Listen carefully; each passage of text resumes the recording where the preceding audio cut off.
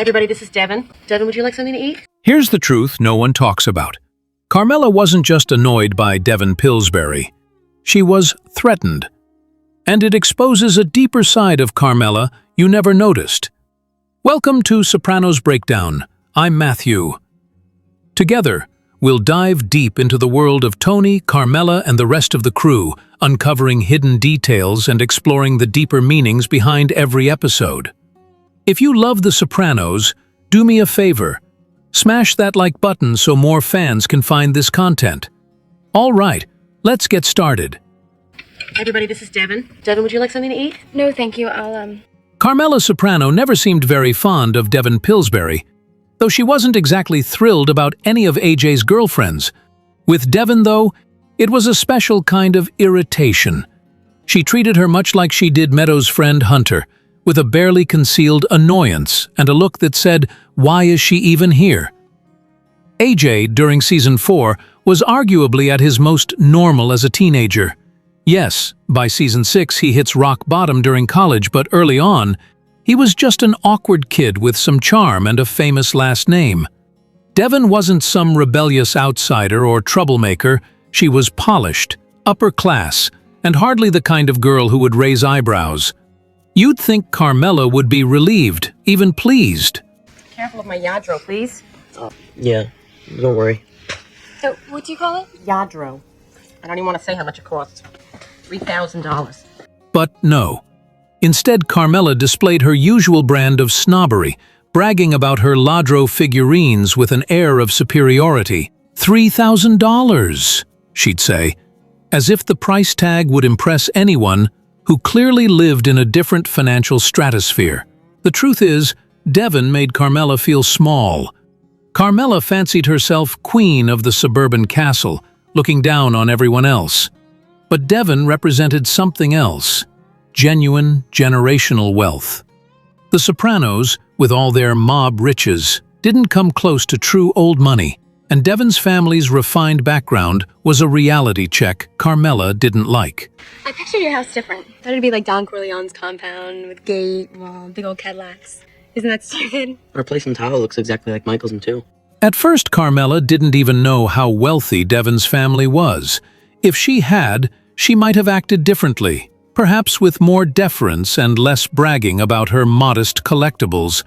Instead, she assumed she was the prize and viewed Devin as an interloper who was somehow beneath them. There's also the classic Italian mother's issue. No girl is ever quite good enough for her son. Carmela wanted AJ to be with a girl who admired their lifestyle, not someone who seemed to look down on it.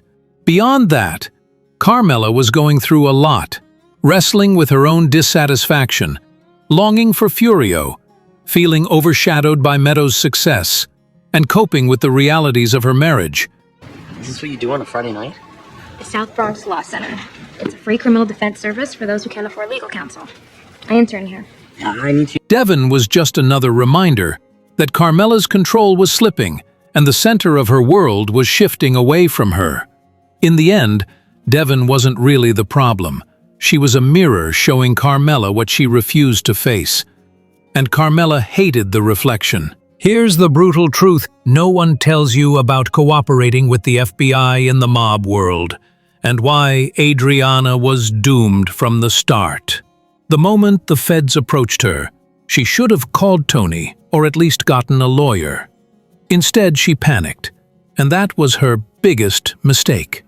The feds had almost nothing on her. It's not like okay. Really? That's not what I have you saying on tape. You were fucking taping me? She said, "We have a primo connection. Did a small amount of coke in front of an undercover agent. That's it." A competent lawyer like Neil Mink would have shut that down quickly. I know why you brought an undercover federal agent into his home during Sunday dinner. Oh my God. Bringing the FBI agent, Danielle, into Tony's house during Sunday dinner was the final nail in the coffin. The feds used that as a scare tactic. A fed stood in Tony Soprano's parlor and watched him eat. As if Tony didn't already know the feds were all over him, that wasn't a smoking gun, just a threat to terrify Adriana because she was, frankly, not the brightest. She wasn't made. She wasn't an associate. I had an abortion. I didn't want to. I mean, I know it was wrong, but the guy was such an asshole. It was really the best thing. The only secret she ever told Danielle was about her abortion. There was no reason to kill her over that. Chris even said she might have done some jail time, but not death. If she had lawyered up and been honest with Tony from the start, the family could have handled it quietly. Plea bargains, minimized publicity, the works. The problem wasn't the FBI knowing about her. Adriana's real mistake was keeping it all secret for months, especially as her wedding with Chris approached. That silence made her a liability. The murder that eventually happened at her club while she was informing was the final blow. Chris may have been abusive and volatile, but if she had told him or Tony immediately, they could have protected her or at least mitigated the damage. Instead, she let the feds use her gullibility against her, and she became trapped in a downward spiral. Tony was pragmatic. He wasn't heartless, especially early on, and he cared about Chris and Adriana. If she had admitted what happened and lawyered up, she might have been angry with, but not executed. Chances are you and Christopher just disappeared. There was nothing substantial for the family to act on until they discovered she'd been cooperating for a year. Adriana was just an accessory to a messy situation. She was going to prison, maybe for a short term, but her downfall was the cover-up and betrayal, not the initial contact with the FBI. Had she gone to Tony or Chris immediately and gotten a good lawyer, it probably would have been a nothing burger.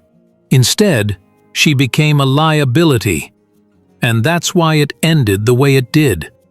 Ever wonder why Tony Soprano, after getting kicked out, didn't just book a hotel instead of driving 90 minutes to an unfinished house? He finds out he slept with Svetlana, Carmela throws him out, and instead of grabbing a nearby hotel for a quick night, Tony drives an hour and a half to a house he hasn't even closed on yet. You'd think the boss of the family could manage a simple hotel stay, but no. Maybe Holston's could have taken him in, if only. What happened there anyway? Oh, right. That whole messy situation. Tony's no better than a glorified Jersey crew guy strutting around, jealous and petty. His solution: crash on his boat. But the fumes drove him out. Maritime McNulty style. No more wire references, they're just painful at this point. Things aren't very good at home. So I came down to sleep on my boat, and it was being refinished, and the smell of the paint. Tony's voice cracks and he's disheveled, whining about the smell of the paint drove me out. Ha! Classic. Direct from the bar, Dean Martin. Then he wants to listen to Dean Martin, because what better place to channel your inner mobster than the Gulf of Sorrento? But there's more to it. That house wasn't just a place to sleep. It was supposed to be his future with Carmela and the kids. Now that's all blown up, and crashing there was his massive, diluted way of saying, this could have been, like a quiet moment of, what the hell have I done?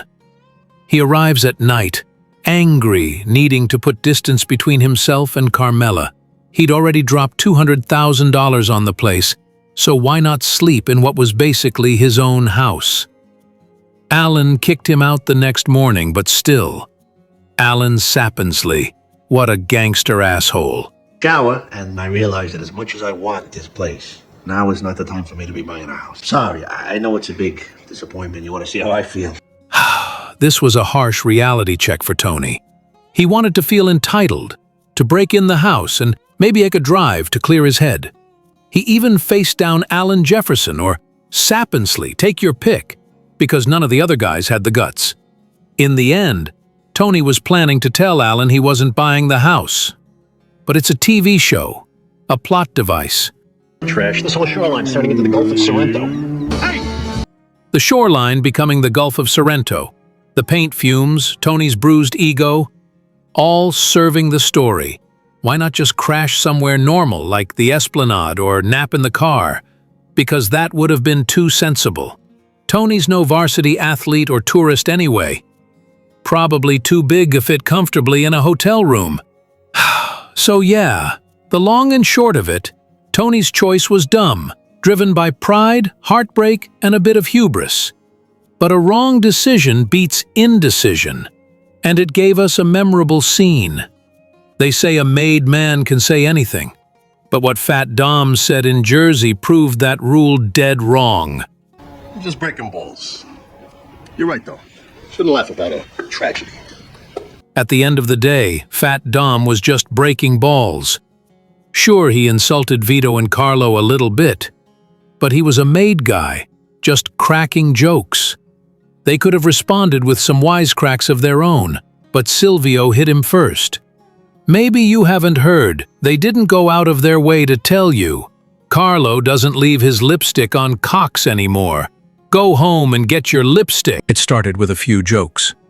Fellatio, shine boxes, and somehow it escalated into a murder.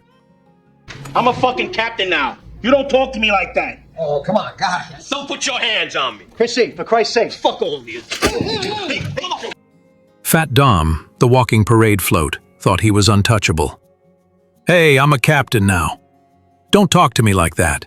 But as coincidence would have it, he was last seen in Jersey. So was the Hindenburg.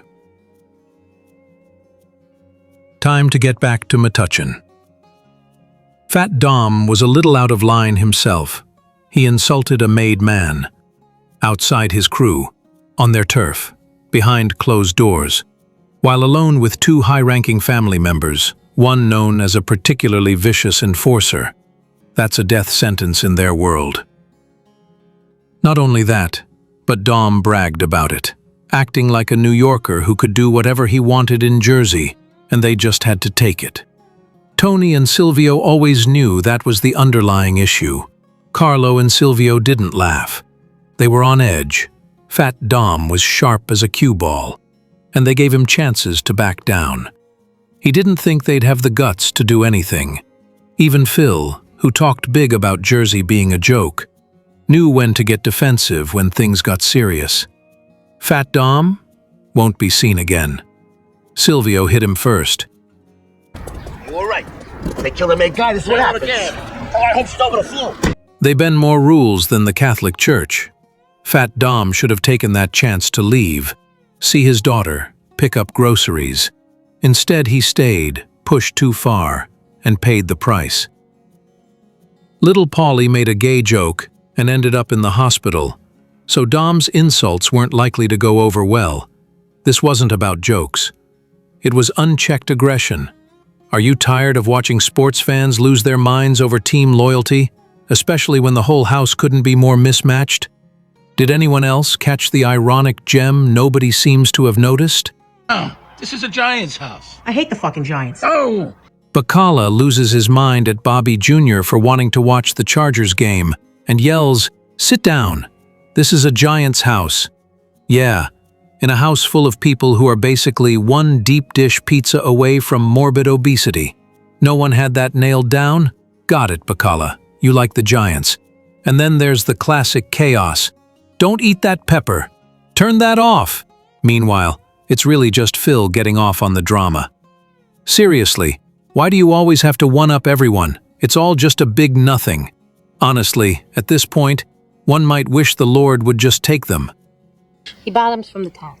I don't even know what that means. Meanwhile, the conversation spirals into cryptic nonsense. He's just bottoming from the top. Twinks did this? The bottom was impacted. Then a casual reminder that the Jets and Giants both play at the same stadium in New Jersey, yet somehow both teams still claim New York. And yes, both have quarterbacks and halfbacks. What a coincidence. You're telling me you never thought about that? Cue Quasimodo making predictions no one saw coming. Who did what? Someone might need to get things straightened out. Meanwhile, you might want to shove your quotations book up your fat ass. For your dog-walking needs, call Skippy Palumbo. Tony's iconic line to Furio. All right, but you gotta get over it. When Furio's down about his dad's death, classic, cut immediately to Tony bawling over his horse. What's the point? No more weight jokes, they're hurtful and destructive, okay? You should take a chunk of that and put it on the Jets. Oh, yeah, it's very funny. I'm serious, we can't get hurt. Speaking of houses, Vito's was a Jets house because, well, they both suck. Much more tolerant vibe there. And Tony and Artie flipping out over the man genius eating at Vesuvio? Priceless. A time capsule of Jersey, New York NFL fandom right there. Oh, and snap out of it. That house looks like an ad for Attack on Titan. Giant. Then another giant. The Marleyans did get massacred, sure, but these are the New York Giants we're talking about. You sound deranged. Roy's been collecting those fragile glass things for 20 years, so chill. And hey, no Spanish here, please. The ass poo. Oblique? It's like all these years were for nothing. What'd I tell you? You think Tony really gives a flying fuck about you? Sting of ours. Fucking joke. Now, can someone explain the Giants connection in Season 2? Pussy's chatting with Skip about the perks of being an informant, including a cushy gig after the case wraps. He talks about moving out west, Arizona maybe, and mentions Giants spring training as a bonus. But spring training, that's baseball lingo. Why would Pussy be a fan of the San Francisco Giants? More importantly, the New York Giants train in New Jersey, so it feels like a weird slip-up. Baseball's Giants left New York for San Francisco in '57. Pussy, being roughly that age, would have been 11 then. Sure, many New York Giants fans stayed neutral or switched to the Mets, but some followed the team out west, mostly for Willie Mays. The MLB Giants do their spring training in Arizona. And yeah, the NFL Giants don't have spring training and hold their camps in New Jersey. So Pussy's definitely talking MLB. This feels like a subtle jab at Bobby's outsider status. Everyone else is a Jets fan. Bobby's a Giants fan. It's a big deal. Bobby just doesn't fit. Here's the ugly truth about the Sopranos family's future, and why the new boss isn't who you'd expect. So Tony's gone, finally whacked. And now the big question, who's running the show? Among the veterans, there's Paulie and Patsy, plus some up-and-comers like Benny and Walden, who might eventually step up. But honestly, the old regime is basically finished. I had a meeting down here with Carlo this morning. We're supposed to go see Butch and them on a couple of items. Carlo didn't show, and he don't answer his phone. There's a deleted scene where Butch walks into Satrialis and says, "You're the boss now," while glancing between Paulie and Patsy like he's unsure himself. So that doesn't clear anything up. In fact, Butch almost breaking the fourth wall and staring directly into the camera feels like a meta move, implying, "We are the real bosses now." David Chase's critique of consumer-driven content, maybe. AJ? After his brief CIA stint, he might become boss. Believe it or not, that would be an entertaining disaster. Names? In New York, the only old-style boss still in place is Carmine Lupertazzi. He'll soon be rejoined by Angelo Gareppe, his former consigliere. Also, Philip Leotardo, longtime Lupertazzi captain. The pygmy operation gets handed to Patsy or Paulie, but under New York's control, because despite losing Phil, the Lupertazzi family remains the dominant force. The New Jersey family is mostly decapitated, and no one really wants the job anymore. Who's eager to be the stressed-out, marked man in today's world? Exactly, no one. Especially now that Doc has cemented his position. Phil was bad enough in the top spot, but him I could have lived with.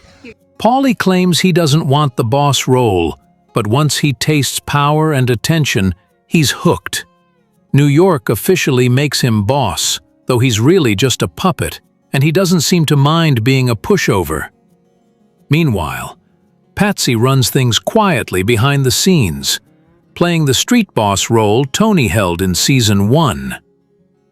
There might be a secret panel with Larry and Albert pulling strings as well. Patsy, as consigliere, keeps Paulie in line, relatively speaking. With Syl out of the picture, what's left either folds into the Lupertazzi's empire or trickles down to Butch and little Carmine. What if he flipped? Who? Carlo? Well, Carlo flipped long ago and probably ratted out several others. Maybe even that mob boss from GTA 4, Pegorino, though he's not really trusted. Other boss theories aside, no, Moana is not the boss. And Tony Michelli playing a mob boss in Raising Kanan is more laughable than intimidating. Angela or Mona as boss? That's a debate for another time. In the end, the family changes. The old guard is decimated. AJ has no interest in the mob life, so the Soprano name likely dies with Tony. The remaining crew splits up, probably returning to small-time hustles like selling stolen laser printers and toner cartridges. Benny Fazio might re-emerge after his coma, but the overall future looks grim. The cycle comes around, it'll be different. I'm past worrying I gotta be the top earner every fucking second. And Paulie, who insists he's just the gardener, steps up by default, because with everyone else gone or compromised, seniority counts. Patsy quietly runs the street.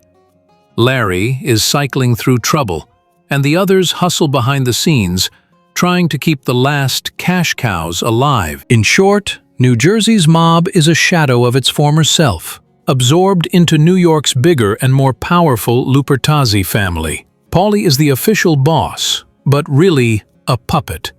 Patsy holds the real power behind the scenes, and the rest are either hiding, flipping, or waiting for the Viper's MC to take over. And that's the most likely end of the little guy. You like what you saw? Then don't be a stunad! Hit that subscribe button before I send Paulie to your house with a remote and a meat cleaver.